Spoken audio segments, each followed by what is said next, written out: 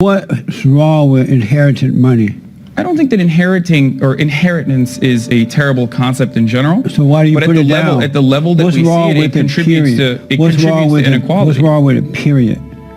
It contributes to inequality. How does that creates So if my parents left me $1 billion and your parents left you nothing, that makes my parents wrong?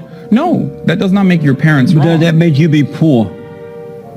Depends. Did your parents exploit so how would labor? that? My parents giving Did me your parents money, exploit my labor? They did not exploit. Can you make $1 billion just sitting at your seat? Probably not. You would have to use a crew of people that you have right here, and you'd have to take in donations. But you don't have to take the job.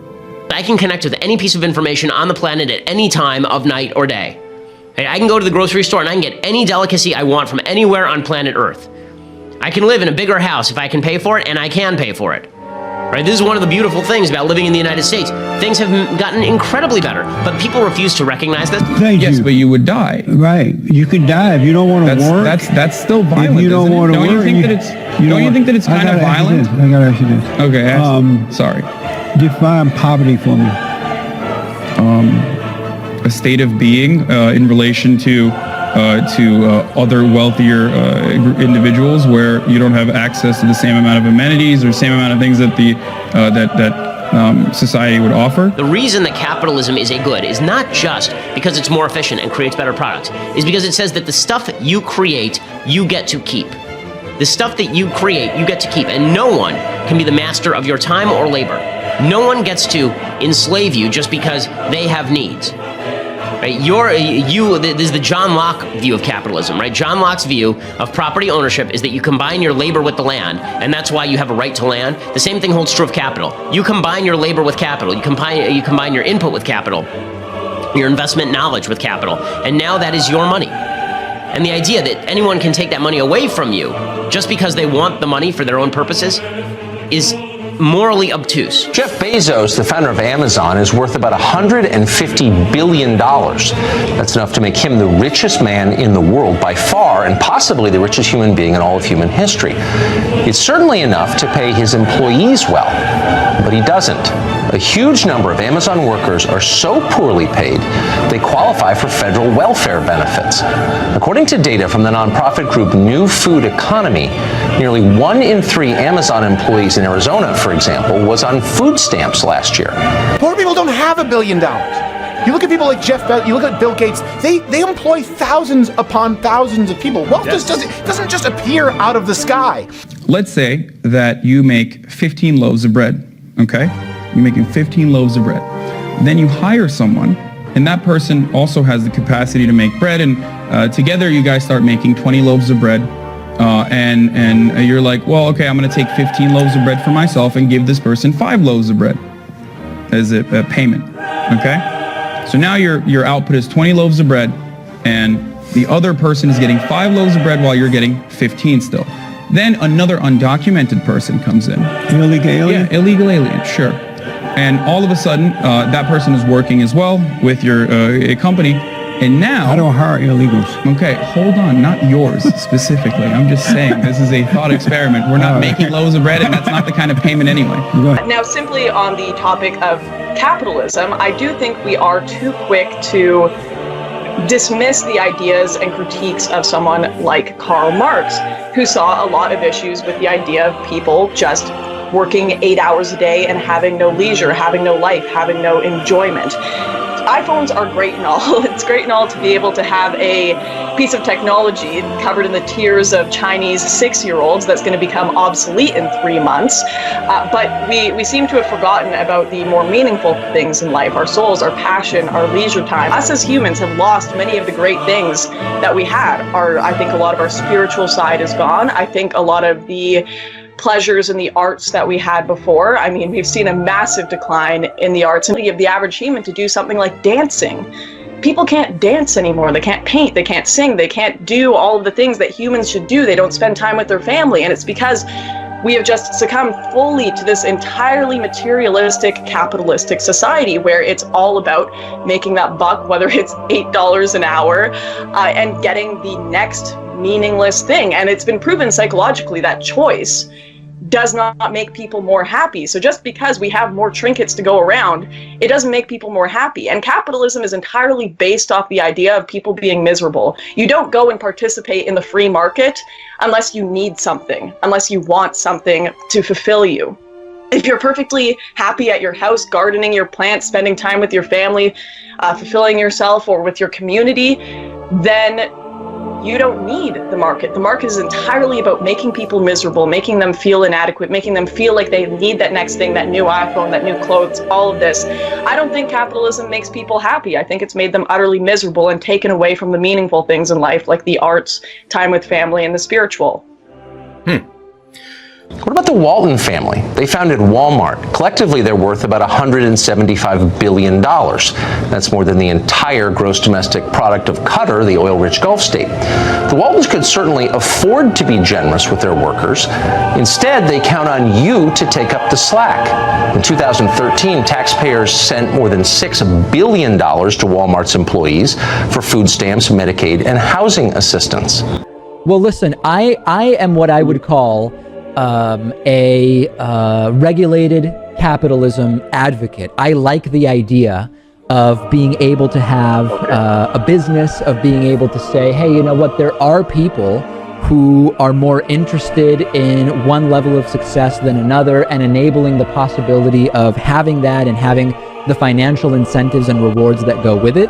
However, where I become more of somebody who's into democratic socialism is that I believe that the most successful in our regulated capitalist system should be paying into the welfare programs and social goods that we have to a greater degree than the have-nots, so to speak. And I believe that it is perfectly reasonable to say capitalism, it's regulated, rules that you have to abide by in different industries with peace and love, go out there and build your business.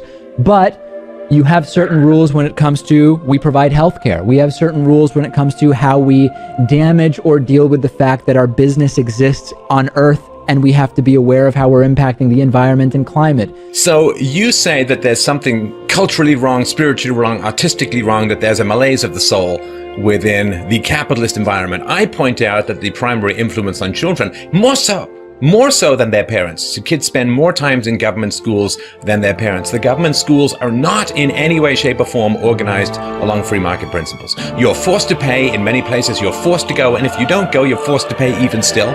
There's no quality control. People can't get fired. There's no particular return on investment. It's not part of the free market at all. So if you're going to start to blame the free market situation when the very center of culture, replace the church, replace the family, replace communities, the very center of that which shapes people in this supposed capitalist environment is a socialist/communist indoctrination center called government schools, you're going to have to come up with a slightly better reply than they have bells just like factories do. So let's say now, because of that, there's an additional person, now you can pay the other, the original employee 3 loaves of bread, because you can pay the undocumented person 2 loaves of bread, because the undocumented person doesn't have all of the rights that a legal citizen would have. So you can justify paying them less. And then you can justify paying less to your original employee because there are plenty of people who take their job, right? You're like, well, you know what? If you want to keep at least any loaves of bread and feed your family, you're going to have to take less money now. Okay? Now, you look at that and you say, hold on, why don't we just eliminate the undocumented person and get 5 while the boss still gets 15 loaves of bread? Because I was getting 5 last year, and that was better than 3. And you're right, that is better. 5 loaves of bread is better than 3. However, what I advocate for is taking away from the boss 15 loaves of bread, helping him have 10 loaves of bread, and then taking the rest of the 10 loaves of bread and distributing it evenly amongst the other employees. So all of a sudden you have 7 or you have 8, and your new friend, who is the undocumented citizen who came in, has 7. I think that the people at the top have a lot, and they have a lot to give back. Do I own the company? Yes. And I'm in business to make what? Loaves of bread, let's say. I'll rest my case. Exactly. The owner should have more. You're still, no, but... Because that's why he's the owner. I know, but if you were alone, you would not be able to increase your productivity. You would not be able to create more loaves of bread. But that's why I hire someone. Exactly. But they don't have to work for me if they don't want to. I know, but where would they go? They would go to another factory where they would have the same conditions. No, I would call the police and tell them that I have an illegal alien here. And that is capitalism. You're right. That is exactly the problem. No, they have no business in my company or in my country. Okay. And so I would call the police. Right? Well, let's tax cigarettes because we want to discourage cigarettes. Let's tax alcohol because we want to discourage alcohol. Let's tax guns, make them more expensive in California. Let's have the extortion tax in California and the bullet button. Let's tax big gulps while we're at it. Okay, apply that to income! Jeff Bezos isn't paying his workers enough to eat, so you made up the difference with your tax dollars. Next time you see Jeff Bezos, make certain that he says thank you. If you think that's remarkable, meet Travis Kalanick. He's the youthful founder of Uber. His personal fortune is close to $5 billion. His drivers, by contrast, often make less than minimum wage. One recent study found that many Uber drivers lose money working for the company. That's not a sustainable business model. The only reason it continues is because of your generosity. Because you're paying the welfare benefits for Uber's impoverished drivers, child billionaires like Travis get to keep buying bigger houses and more airplanes. He's someone else who owes you a thank you note. If you can think of a less fair system than this, send us an email. We'd love to hear about it. This system is indefensible. And yet, almost nobody ever complains about it. How come? Well, conservatives like us support the free market, and for good reason. The free market works. But there's nothing free about this market. A lot of these companies operate as monopolies. They hate markets. They use government regulation to crush competition. There's nothing conservative about that, just as there's nothing conservative about most big corporations. Just the opposite. They are the backbone of the left.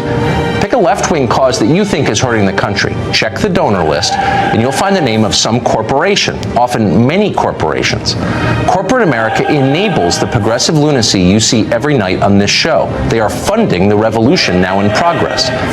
That's exactly why liberals say nothing as oligarchs amass billions by soaking our middle class, because they've been paid off. For example, you probably assume the people who founded Walmart were conservative. Most of their customers certainly are.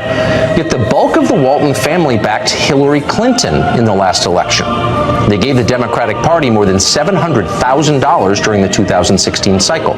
Almost every billionaire in Silicon Valley did the same. In return for that, they got immunity from criticism, and they got to keep forcing you to pay their employees. It was a good deal for them. Just a few examples. I don't have a problem with capitalism per se. I do have a problem with unregulated crony capitalism, the way that it's exploded in the U.S. We have companies paying no tax whatsoever. All of that I have a major problem with.